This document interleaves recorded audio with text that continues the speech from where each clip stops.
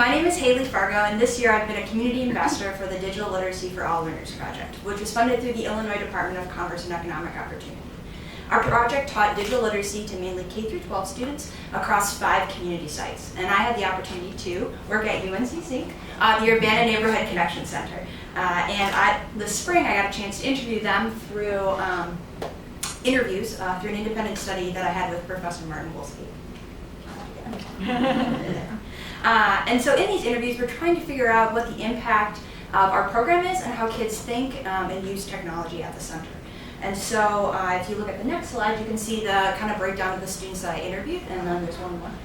We hope that my research will help kind of show the work that we've done and also the other guiding principles that can be applied to other digital literacy programs. Because the thing of it is, our digital literacy program is a little bit different than ones that have come before. Our team's in the process of developing a demystifying framework, which tries to break down those black box assumptions we make about technology and kind of work towards social change. And we want our programming to help guide students to become active and critical producers of technology as opposed to just passive consumers. And our thinking is framed within a critical socio-technical framework, which pretty much looks at the ways in which technology influences us, both from the social side and from the technical side. And often in digital literacy programs, when we've got higher education scholars coming in to do those programs, those scholars are going to be white, and they're going to sometimes use their positionality and privilege to predetermine what resources should be brought into the space and how they're used, without really considering the groups that they're working with and the group's capabilities and interests.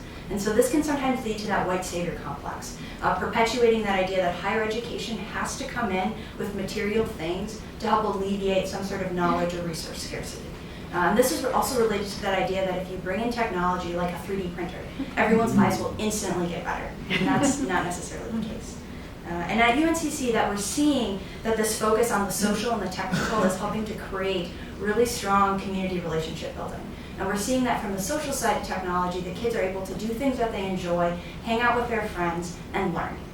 And this kind of relates to some of my research questions that I asked in my study, which was, how has the project been a catalyst to achieve choice? And how has the project fueled a sense of agency and empowerment? The next slide shows that I'll be drawing off of Amartya Sen's capability approach, which essentially defines capabilities as things and activities that people have value of being and doing. And those capabilities can lead to a person's agency, their ability to go after goals that they have reason to value. From Sen's work, we've got Dorothea Klein, who it kind of expands on it to create the choice framework, which is the next slide. And she's talking about how capabilities are based on people's access to resources, and those resources come in a wide variety of ways, from financial to educational to cultural to social, etc. And not only do the choices exist to people, but Klein argues that the people have to know that the choice exists. They have to have that sense so that they can use the choice and achieve it. She also proposes that these resources can be converted into capabilities, and these capabilities can be redirected back to grow the resource.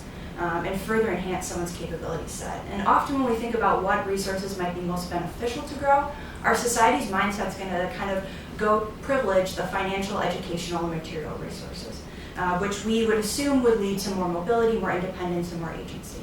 I argue that in our project, and the kids at UNCC, their capability set is increased, but the resources that are expanded are actually their cultural, their social, and their informational. And so this idea kind of came through these interviews that I conducted and the field notes I've been taking since September. And so a little bit of background. At UNCC, the elementary students do an hour of homework and then an hour of free time. And the game that they love to play during free time is roadblocks. And so in the interviews, I kind of asked them what was the purpose of the computer lab, and this was one of the answers that I got. So what do you guys gain by having computer space? You gain your brain, okay? Tell me more, what do you mean? Well, because you learn things on websites, on computers. And so the standard student kind of expressed that computers were for learning and for fun. And while I heard both purposes, the students usually made a distinction between those educational games like Fun Brain or Prodigy or Math Blasters, and then the game that they played during free time, Roblox. But the thing is, I see them learning on Roblox all the time, and I see them by playing the game, they're able to do the things that they value. And so these interviews shed light on the ways in which students have become more confident and have increased their agency using computers. And I really see that in Roblox. When we think about how they've changed their characters on Roblox to kind of represent this alternate reality. So as you can see, these are the stock characters. When you sign up for Roblox, you get one or the other. And so recently I've been shown by the kids their more personalized characters, like these 2 girls, or the next slide, which are 2 boys. So as you can see, the block's skin color has been changed, and their outfits have been also personalized to represent the students that are actually controlling those characters in the game. And so this coincides also with an increased collaboration that I've seen in the lab. Very rarely do the students play Roblox by themselves. They're playing in a big group. They were playing a really scary clown game today. It was very intense. And so I've also noted this collaboration increasingly in my field notes. And so then I decided to casually ask the students one day, what do you think you're learning from Roblox? And this was one of the responses that I got. Miss Hailley, I think Roblox gives me more control over this game than I have in my own life. This personalization and collaboration shows us that the students at UNCC are not just playing a game they enjoy, but what they learned from the game is giving them more access to information, increased social capital, so that they're into this membership of other kids at UNCC that all play the same game, and increased cultural capital, that they have the knowledge and the skills to talk about it with people outside the center.